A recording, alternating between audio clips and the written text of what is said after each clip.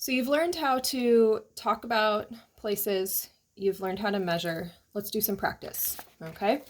So we're gonna look at some practice that might be similar to some work that you're going to do in lab. The first thing we're gonna do is look at number 3 and 4 here. And for number 3 and 4, we're gonna use a metric ruler, okay? So before I worry about how big those spots are, I wanna first look at my tool when I'm measuring, right? So we can see that it's in centimeters. And I want to think about what are the markings on here. So I can see that the ones place, 1, 2, 3, 4, is marked. I can also see that there's markings in between there that are not labeled, okay? So let's think about, it might help to draw it a little bit bigger. But if I've got 1 and 2, and then there are all of these markings in between, it will help you to think about what are those markings, okay? So this is 1.1, and then 1.2. In the middle here is 1.5, right? So that's what those markings are. And so I would say that I have markings at the tenths place, okay? So I marked every tenth has a line, okay? And then if you recall, we talked about when we measure, we can always estimate between those lines. So we estimate one place further. So if we have markings at the tenths, we can estimate the hundredths. All right, I'm going to make a note of that with this specific tool because of how it's marked. I will estimate the hundredths. Okay, so again, I have the tenths marked, so I can estimate hundredths between those two lines. Okay, so let's go ahead and measure then over here, and I want to make sure when I'm done measuring, I have to the hundredths. So as I look at this, zoom in just a little bit more. Line up this left line at the edge of the spot, and I'm looking like it's around 1.5. So maybe you say 1.5 centimeters, or you think, I think it's just a little smaller than that, okay? 1.49. Think about this 1.5 centimeters carefully, okay? Reference back to the thinking that you did about your tool earlier, and we see that it's marked to the tenths, so I need to estimate to the hundredths. So that tells me, oh, I need to say it's exactly 1.5 and add that hundredths place in, okay? On the next spot here, we would do the same thing. So line it up with that left line here, and now it looks like I'm right around 1.9.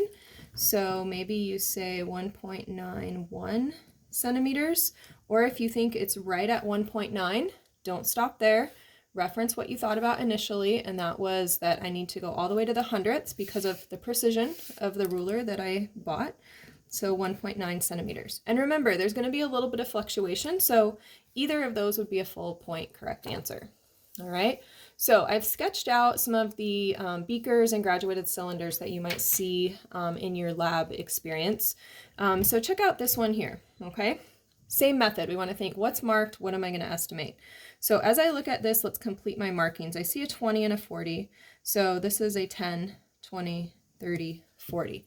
So I would say that what's marked is the tens place. And what I want to estimate between the lines will be to the ones place. Okay? Think about that first. Now I look at this. Where's that blue line falling? Kind of right in between 20 and 30. So I'm going to say right in between is 25 mils, or maybe you look at it and you say 24 mils. Either one of those is a full point answer, okay? Tens place, one place, stop, okay? And I would say that these each have 2 significant figures, all right? What if you're handed a different tool, okay? Same approach. Figure out what's marked, not just the numbers, but add numbers if you need to. So as I look at this 20, 40, 60, 80, I go, okay, well, this is 10, 20, 30, 40, 50, 60, 70, 80, okay? So I can see that what is marked is, again, the tens place. And then what I'm going to estimate between those lines is going to be the ones. And so when I read this, maybe I look at it and I say, I think 69 mils. Don't add any more point zeros because I have to stop at the ones place, right? So that means my number is going to stop at the ones place. Don't add tenths on, all right? Or if you think it's right at 70, we want to communicate that that's exactly 70. And a little trick to do that would be to put a decimal point after that 0. And so that tells me that there are 2 significant figures here when I have that decimal point there. And just for reference, if you ever see a 70 mils, and you probably, I won't test you on this, but 70 mils without the decimal point, that would just be 1 significant figure, okay? Let's take a look over. So there's another one here that you might read, let's say as 38 mils, could be a correct answer for that one. Looking over here at using graduated cylinders, okay, so these are a little bit different. I apologize, they're hand-drawn, so they're a little bit messy. But as I look at this, same approach, figure out the markings, okay? So I can see that the 10s are marked, but I can also see that there's little markings in between them. So 10, 11, 12, 13, 14, 15. So I'm counting by, or what I see are marked are 1s, right? There's lines every 1. That means I'm going to estimate between those lines and get 1 place smaller, which is the 10ths. Again, same rounding. If the 1s are what are marked, when I estimate between the lines, I'll get 10ths, okay? Now, as I look at this, I want to read the bottom of the meniscus, so that means the bottom of this curve here. Don't read up here at the top where it's clinging to the sides, read the bottom of the meniscus. Maybe I think that's right at 20 mils, or maybe I think it's around 19, okay? Don't stop there. Remember, you have to go to the 10ths place. So if I think it's right at 20, 20 and 0 tenths. Or if I think it's 19 point really close, maybe 19.9 tenths, okay? So either one of those would be a correct answer. What would not be correct is if you said 20.00, because I don't have that level of precision, and it would also not be correct if you say 20 mils, because I don't have that level of precision. I have the tenths level of precision based on the markings that I see. So let's take a look at a different graduated cylinder, okay? So this one would be used for measuring smaller volumes.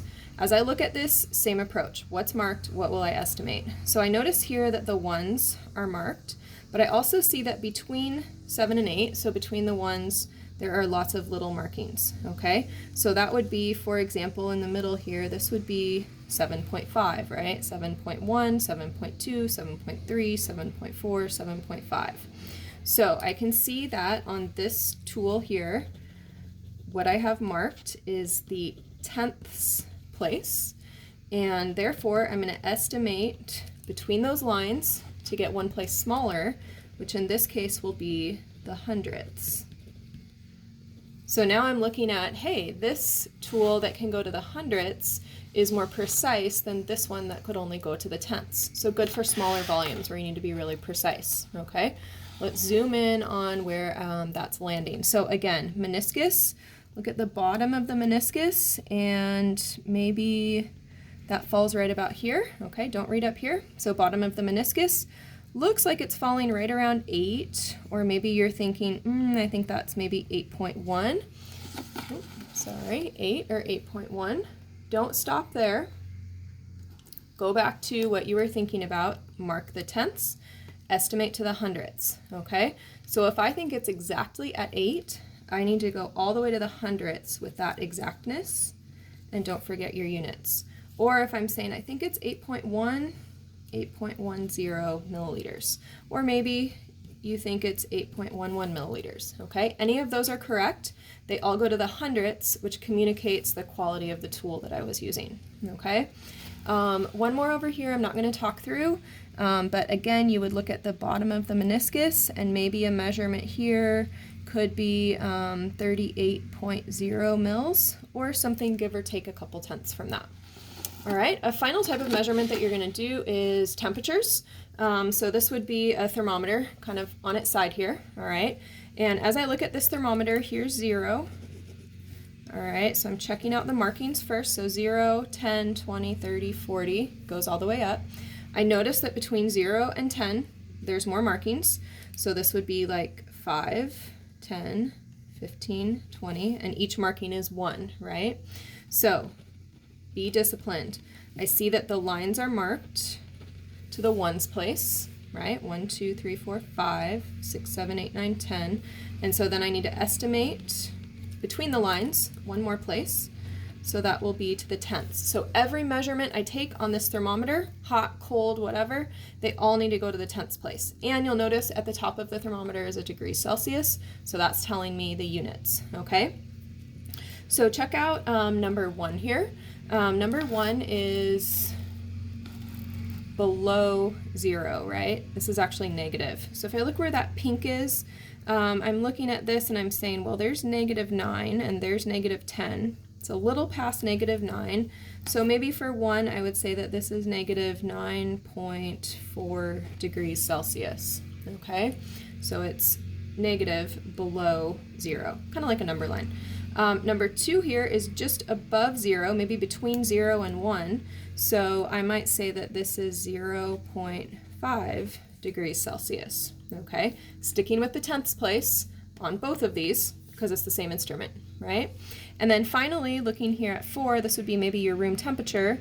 So 4, it looks like I'm between 21 and 22, and maybe a little closer to 22. So I'm going to say 21.8 degrees Celsius. Remember, there's going to be a little fluctuation in what you and someone else measure in that final place, because that's an estimate. It's a good estimate, a significant estimate. But that number might vary a little bit, okay? Or if you think this one's right at 22, then you might say it's 22, but include the tenths, 22 degrees Celsius. All right, so I hope that that helps you see a variety of different types of problems, and make sure that you practice a lot of these measurement problems.